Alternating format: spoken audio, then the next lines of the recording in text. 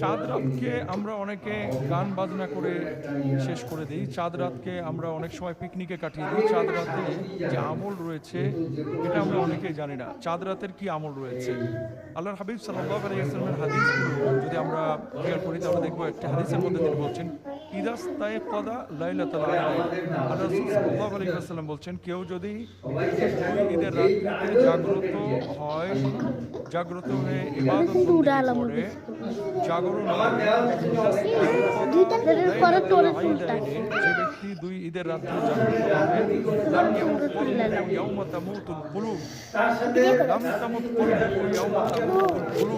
আল্লাহ রাসূল সাল্লাল্লাহু আলাইহি ওয়াসাল্লাম বলছেন সেদিন তার অন্তর করবে না যেদিন অনন্য অন্তরগুলো বা হৃদয়গুলো মারা যাবে, অর্থাৎ কিয়ামতের ময়দানে সে ব্যক্তি নিরাপত্তা লাভ করবে। এখন চাঁদ রাতে জাগ্রত হওয়ার কথা আল্লাহ রাসূল সাল্লাল্লাহু আলাইহি